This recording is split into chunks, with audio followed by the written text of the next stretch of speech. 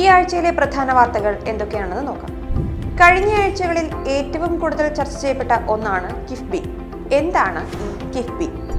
സംസ്ഥാനത്തിന്റെ അടിസ്ഥാന സൗകര്യ വികസന പദ്ധതികൾ നടപ്പിലാക്കാനാണ് കിഫ്ബി അഥവാ കേരള ഇൻഫ്രാസ്ട്രക്ചർ ഇൻവെസ്റ്റ്മെന്റ് ഫണ്ട് രൂപീകരിച്ചത്.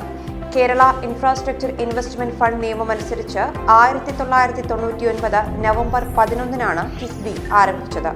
LDF സർക്കാർ 2016 അധികാരമേറ്റെടുത്തപ്പോൾ കിഫ്ബിയുടെ ചട്ടങ്ങൾ പരിഷ്കരിച്ചിരുന്നു.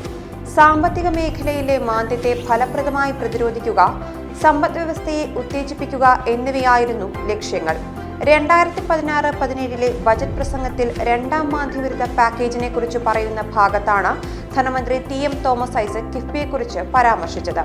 ബജറ്റിലെ പ്രഖ്യാപനം ഇങ്ങനെയാണ്: കിഫ്ബി ആക്ടിന്റെ ചട്ടങ്ങൾ പരിഷ്കരിക്കും. ഇതുവഴി സെബിയും RBIയും അംഗീകരിച്ചിട്ടുള്ള നൂതന ധനസമാഹരണ മാർഗങ്ങൾ ഉപയോഗപ്പെടുത്താൻ കിഫ്ബിയെ സജ്ജമാക്കും.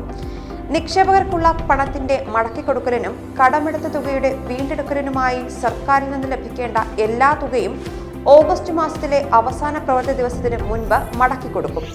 മോട്ടോർ വാഹന നികുതി തുടക്കത്തിൽ 10% പിന്നീട് ഉയർത്തി 50% കിഫ്ബിക്ക് നൽകും. പെട്രോൾ സെസും കിഫ്ബിക്കായിരിക്കും. സമാഹരിക്കുന്ന നിക്ഷേപത്തിന് സർക്കാർ ഗ്യാരണ്ടി നൽകും. കിഫ്ബി വഴി സമാഹരിക്കുന്ന പണം ഖജനാവിൽ നിക്ഷേപിക്കുകയോ വകുപ്പുകൾ വഴി ചിലവഴിക്കുകയോ ചെയ്യില്ല. കിഫ്ബിയുടെ ഘടന എങ്ങനെയാണ്? മുഖ്യമന്ത്രിയാണ് ചെയർമാൻ, ധനമന്ത്രി വൈസ് ചെയർമാൻ, CEO മുൻ chief secretary KM Abraham, deputy managing director Vikramjit Singh IPS, chief secretary സംസ്ഥാന പ്ലാനിംഗ് ബോർഡ് വൈസ് ചെയർമാൻ, നിയമ സെക്രട്ടറി, ധനസെക്രട്ടറി, ധനവിഭവ സെക്രട്ടറി തുടങ്ങിയവർ അംഗങ്ങളാണ്.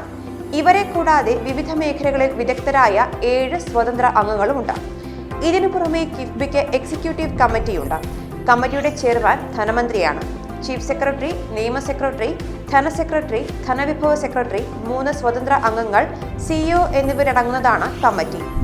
കിഫ്ബി ഫണ്ട് ശരിയായി വിനിയോഗിക്കുന്നുണ്ടോ എന്നറിയാൻ fund trustee and advisory commission രൂപീകരിച്ചിട്ടുണ്ട്.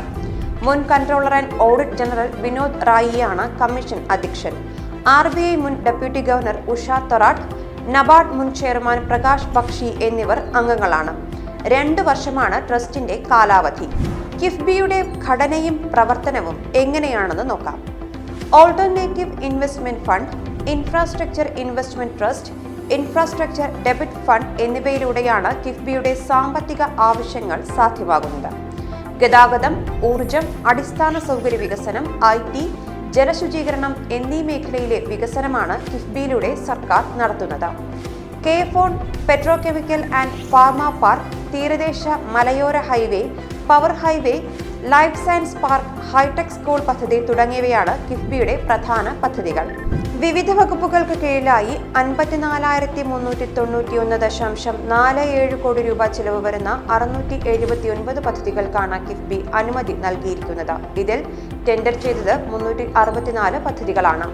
14,133.42 കോടി രൂപയാണ് ടെൻഡർ തുക. ഇതിൽ തന്നെ 11,639.78 കോടി രൂപ ചിലവ് വരുന്ന 303 പദ്ധതികളുടെ നിർമ്മാണ പ്രവർത്തികൾ തുടങ്ങിക്കഴിഞ്ഞു. ഇതുവരെയായി 5,189.68 കോടി രൂപയാണ് വിതരണം ചെയ്തത്. കിഫ്ബിയുടെ ധനസമാഹരണം എങ്ങനെയാണെന്ന് നോക്കാം. കിഫ്ബി മസാല ബോണ്ടുകൾ വഴി 2,250 കോടി രൂപ സമാഹരിച്ചിട്ടുണ്ട്. മോട്ടോർ വാഹന നികുതിയുടെ വിഹിതം, പെട്രോളിയം സെസ്, മസാല ബോണ്ട്, പ്രവാസി ചിട്ടി bond, term loan, NABARD loan, Norka loan തുടങ്ങിയ മാർഗങ്ങളിലൂടെയാണ് കിഫ്ബി ധനസമാഹരണം നടത്തുന്നത്. ഇനി എന്താണ് മസാല ബോണ്ട്? രാജ്യാന്തര വിപണിയിൽ ഇന്ത്യൻ രൂപയിൽ തന്നെ ബോണ്ട് ഇറക്കി പണം സമാഹരിക്കുന്ന രീതിയാണ് ഇത്. അടിസ്ഥാന സൗകര്യ വികസന മേഖലയിലെ നിക്ഷേപങ്ങൾക്കായാണ് മുഖ്യമായും മസാല ബോണ്ടുകൾ വഴി കടമെടുക്കുന്നത്.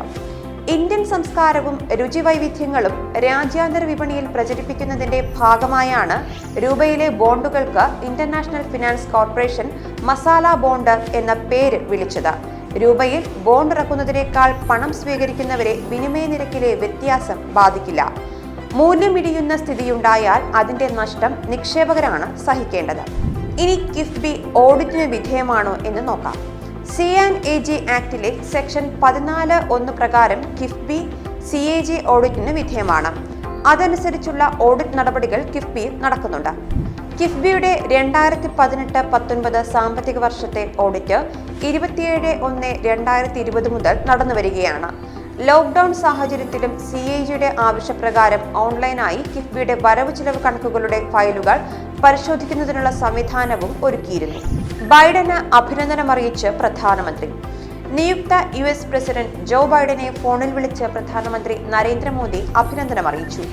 തന്ത്രപ്രധാന മേഖലകളിലെ ഇന്ത്യ-US സഹകരണം ദൃഢമാക്കുന്നതിനെക്കുറിച്ച് സംഭാഷണത്തിൽ പരാമർശിച്ചതായി നരേന്ദ്രമോദി ട്വീറ്റ് ചെയ്തു. കോവിഡ്, കാലാവസ്ഥാ വ്യതിയാനം, ഇന്തോ പസഫിക് മേഖലയിലെ സഹകരണം തുടങ്ങിയ വിഷയങ്ങളും സംസാരിച്ചു. നിയുക്ത വൈസ് പ്രസിഡന്റ് കമലാ ഹാരിസിന്റെ വിജയം ഇന്തോ അമേരിക്കൻ സമൂഹത്തിന് ഏറെ അഭിമാനവും പ്രചോദനവും പകരുന്നതാണെന്നും ബൈഡനുമായുള്ള സംഭാഷണത്തിൽ പ്രധാനമന്ത്രി വ്യക്തമാക്കിയതായാണ് റിപ്പോർട്ട്. ലോകത്തിലെ ഏറ്റവും വലിയ സ്വതന്ത്ര വ്യാപാര കരാർ RCEP നിലവിൽ വന്നു.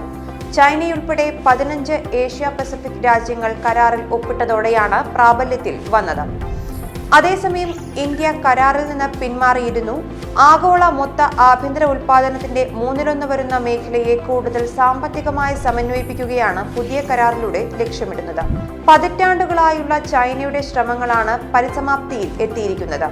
2012 നിർദ്ദേശിക്കപ്പെട്ട കരാർ വിയറ്റ്നാം ആതിഥേയത്വം വഹിക്കുന്ന ASEAN ഉച്ചകോടിയുടെ അവസാനത്തോടെയാണ് ഒപ്പുവച്ചത്. 8 വർഷത്തെ സങ്കീർണമായ ചർച്ചകൾ ഔദ്യോഗികമായി അവസാനിപ്പിക്കാനായതിൽ തങ്ങൾക്ക് സന്തോഷമുണ്ടെന്ന് വിയറ്റ്നാം പ്രധാനമന്ത്രി ഗുയിൻ സുവാൻ ഫുക് പറഞ്ഞിരുന്നു.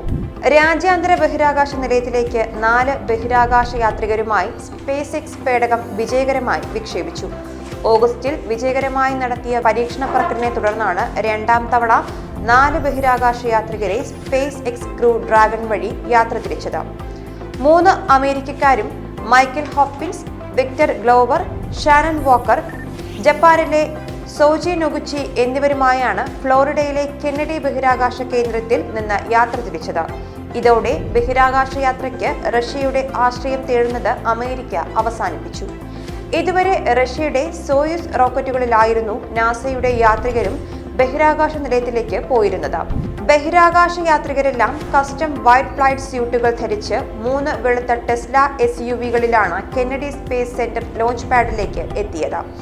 ഒപ്പം നാസ, SpaceX ഉദ്യോഗസ്ഥരും ഉണ്ടായിരുന്നു.